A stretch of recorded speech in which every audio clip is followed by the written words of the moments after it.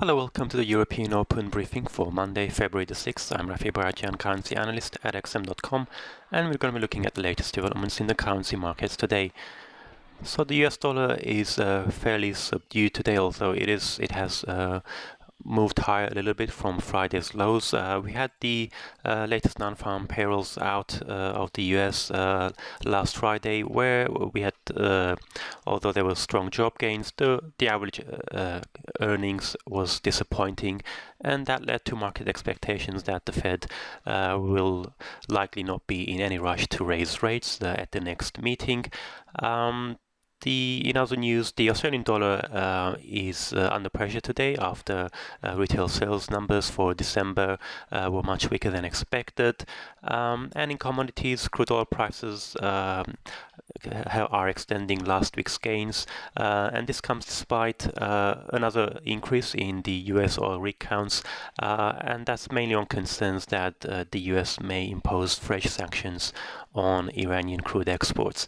So let's start with the dollar-yen pair. We can see that the reaction to Friday's jobs report here in the chart, we did initially have a brief spike up on those very strong jobs gains. Non-farm payrolls were up by 227,000 in January versus expectations of 175,000, and that compares with 157,000 in December, and that figure of 227,000 is the highest since September 2016. But then we can see that the dollar quickly fell back. It has moved off the lows, currently around 112.60 yen. And the reason why the investors reacted this way is mainly because the average hourly earnings missed estimates of 0.3% to rise by just 0.1% in January, and the year-on-year growth slowed from 2.8% to 2.5%.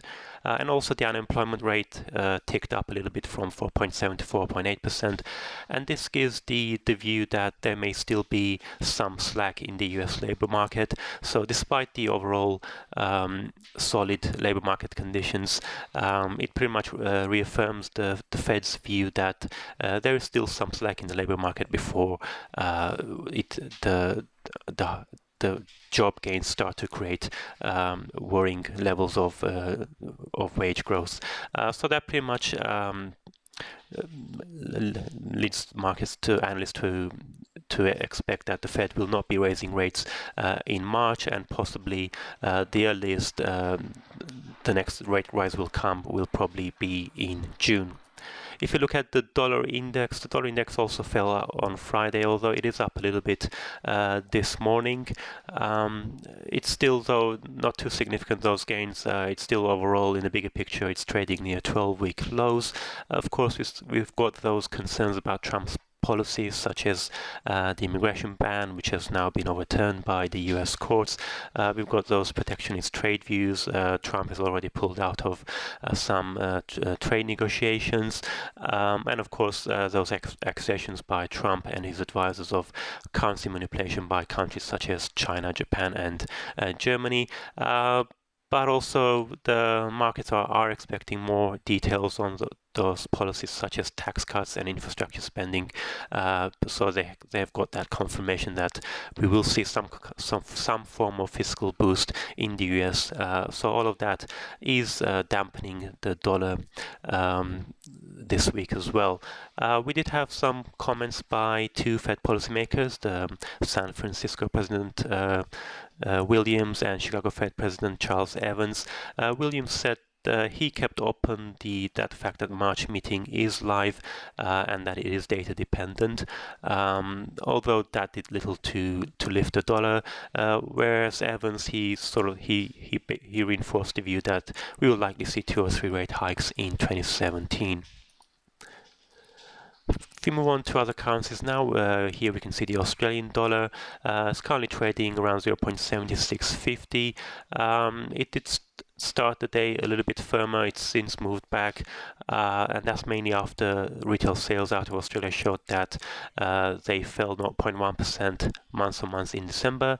Analysts were expecting a growth of 0.3%, and of course tomorrow we have the Reserve Bank of Australia's policy meeting. The RBA is expected to hold rates at 1.5%. But the focus will be on the RBA statement to see whether or not the bank is becoming more dovish. It has been fairly neutral since September, but we did have some weak data recently. Inflation is still running below the RBA's target band. We had this weak retail sales, and of course, third quarter growth was disappointing. Although we did get very strong trade data out last week, so there will be a lot of scrutiny to see whether or not the RBA continues to be neutral or whether or not they will become slightly dovish. Moving on to commodities now, crude oil prices, they've been rising for the past 4 sessions, and they're slightly up today so far in the day, currently trading just below $54 a barrel.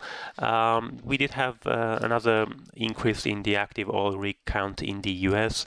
They rose to the highest since October 2015, and that pretty much adds further evidence that US output is on the rise, but offsetting that is those concerns that the US administration may impose further sanctions on Iran. They've already imposed some sanctions on Iranian individuals and entities, and this comes after Iran carried out new missile tests last week. So now there's fears that Trump administration may extend those sanctions to cover oil exports as well, and that's holding oil prices firm this week. If we move on to today's economic calendar, we can see that it's a fairly quiet day. We can see those retail sales data out of Australia. We did have the Caixin Services PMI out of China. We saw service activity in China ease a little bit from 53.4 to 53.1, although 53.1 is still comfortably above 50, showing that the service sector remains fairly robust in China. We had industrial orders out of Germany. They were much stronger than expected in December. They jumped by 5.2% versus estimates of just 0.5%, although there was little reaction to the euro. The euro is a little bit weaker today, currently trading at around 1.0750 against the US dollar, and later on we've got the Eurozone Centix index to watch out for, but in the US it's going to be fairly quiet with just employment trends numbers expected there. That's it from me. Thank you very much for watching, and have a great day.